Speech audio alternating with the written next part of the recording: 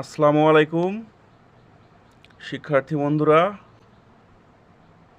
আশা করি তোমরা ভালো আছো।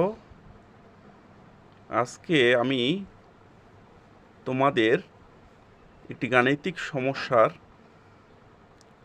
সমাধান শেখাবো। বিভিন্ন স্কেলের মধ্যে যে সম্পর্ক, সেই বিষয়ে আলোচনা করব। তোমরা জানো যে আমরা সেলসিয়াস, ফারেনহাইট ও কেলভিন স্কেল ব্যবহার করি। এই স্কেলগুলোর মধ্যে একটা সম্পর্ক আছে, তোমরা সেটি জানো। তবুও আমি তোমাদের সে বিষয়ে আলোচনা করতেছি। C/5 equal F-32/9 equal K-173/5। এই সম্পর্কটি তোমরা জানো।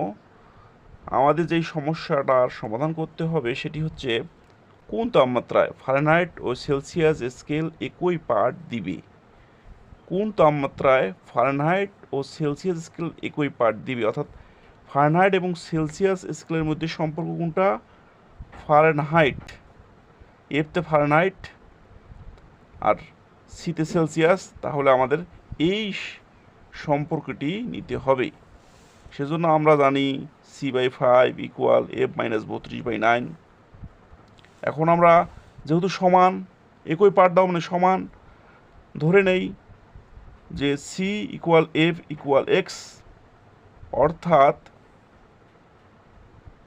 সি এর জায়গায় এক্স বসাবো, এফ এর জায়গায় এক্স বসাবো, তারপরে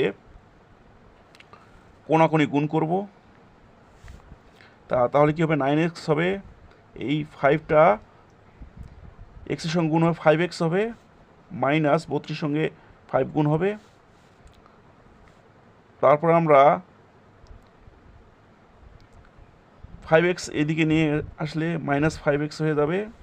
তারপর আমরা গুণ করব, তারপর ক্যালকুলেশন করবে, পাবো আমরা x ইকুয়াল -40।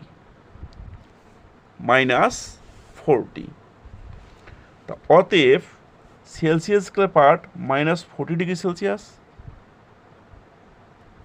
ফারেনহাইট স্কেলের পার্ট -40°F হলেই একই তাপমাত্রা বোঝায়। সবাইকে ধন্যবাদ। এরকম ভিডিও নিয়মিত দেব।